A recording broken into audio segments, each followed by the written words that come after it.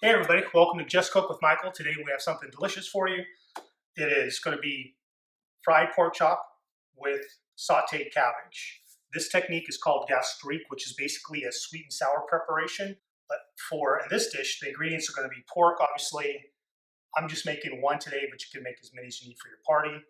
One head of red cabbage. This is probably good for anywhere from between 4 and 6 people. Pretty dense once we slice it up really thin.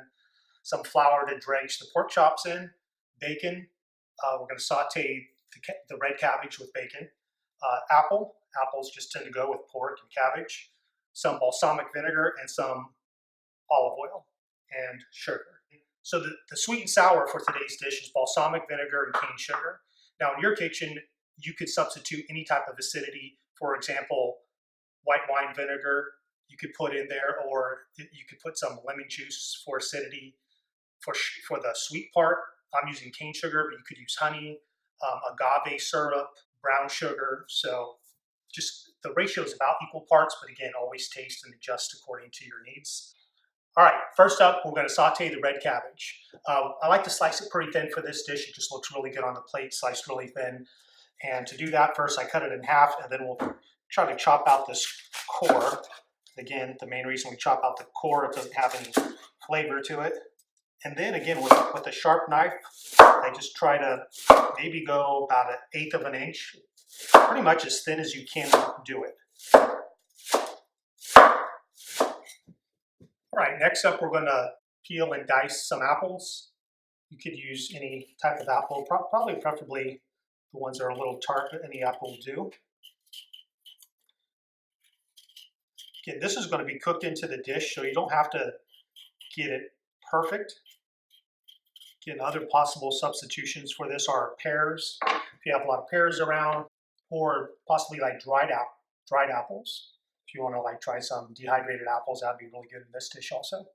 Okay, now we'll dice up the apples. So I'm just doing about 1/4 inch slices and then about 1/4 inch sideways.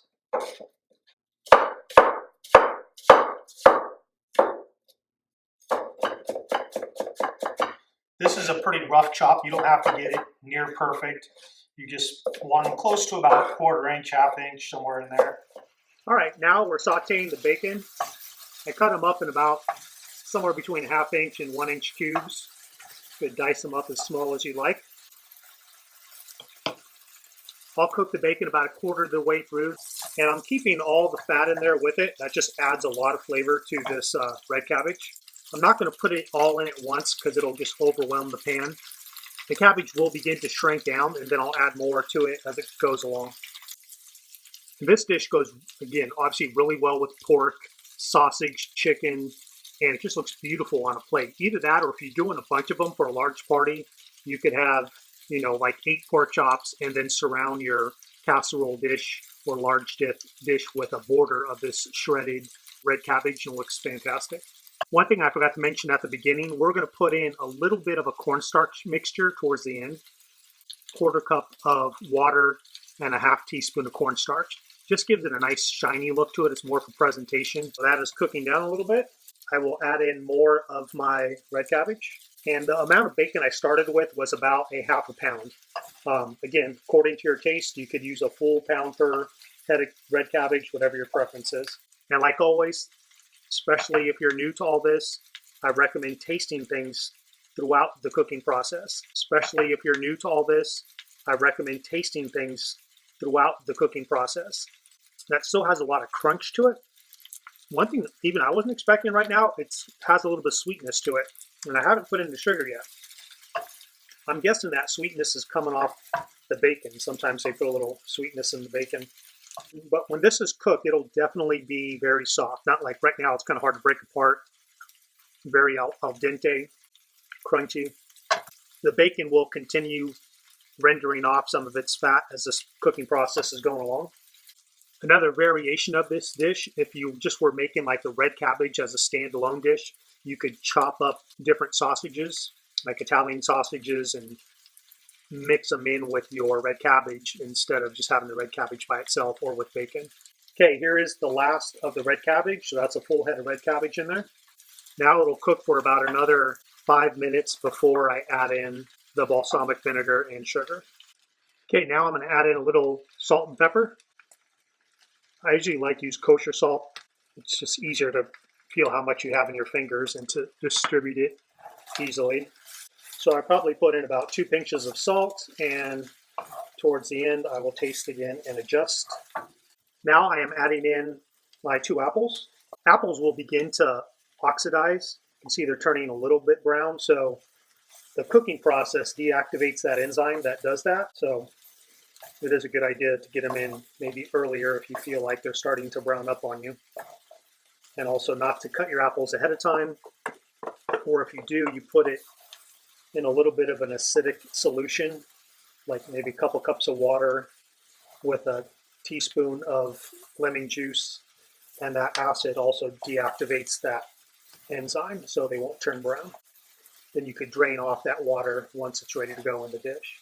See that 1 head of cabbage with the apples in there, that easily could feed 6 people. If you have extra, this dish freezes well. Okay, I turned down my fire a little bit. This is cooking down nicely. I just tasted it, and I think it tastes really good, just with the proportions of vinegar and sugar that are in there. Again, according to your preference, you could adjust. Some vinegars might be a little stronger than others. I know honey is a little bit sweeter than cane sugar. The next step is to get a 1/4 cup of water and a 1/4 teaspoon of cornstarch. I'll put those together. This will have to be mixed up, the cornstarch and water, so make sure you mix it up really good with a whisk or a fork. If you do not, it will clump up immediately. You cannot put cornstarch directly into a hot dish. One of the nice attributes of cornstarch, it gives dishes a really shiny look. Think about like sweet and sour pork, that shine that that dish has. This cornstarch does the same thing. So now that it's mixed in with water, you can pour it in and just keep on stirring. The cornstarch almost thickens up immediately. I don't want it to be runny or anything, so it's really light. That mixture of cornstarch and water is just to kind of coat the dish. And our red cabbage gastrique is done. We'll go on to the pork chop. Okay, the next step is to season and dredge our pork chop in flour. Again, I'm showing you how to make one. You can make as many as you like. You can kind of pre-fry these and put them on cookie sheet pans and finish baking them that way. So you could cook them 70% of the way beforehand, like in the morning, and then in the evening, just put them in a cookie sheet pan, throw them in the oven if you're doing a large party. So I will put a little bit of salt and pepper on here. Just salt, a little bit of pepper. And I will dredge it in flour. The dredging in flour just helps create a little bit more of a crust on there. So the pork chop's ready to go. My pan is already heating up. Okay, my pan is hot. Usually when you're going to fry something, you want to make sure it's hot first. And again, I put a little bit of water in my fingers. No oils in that pan. That's a test. If you want to see if it's hot, the water should evaporate immediately and quickly. I'll put about a tablespoon of olive oil. This is a hot pan, so when you put in your meat, your pork, always put it in away from you. That way, if there's any splashing, the oil will go away from you. And when I'm trying to get a nice sear on a piece of meat, I do like this carbon steel pan. You also could use like a cast iron steel pan. If you don't have that, any pan will do. Usually they just don't get as hot. And this will be about probably 4 minutes on each side. It's not that thick of a piece of pork. I'm using a pork chop with bone in. You also could use pork loin cutlets. Okay, you can see this pan is smoking hot. It's nice and brown on both sides. Again, if you're not comfortable with knowing if the meat's done by feel, that's why it's, again, to feel, touch the meat throughout the process to see how it feels so you could compare. That is definitely a done pork chop. All right, well, thanks for joining me on Just Cook with Michael. I hope you tried that pork dish out. It's delicious. Technique is everything. Hot pan for the pork. Give it a try and get out there and just cook.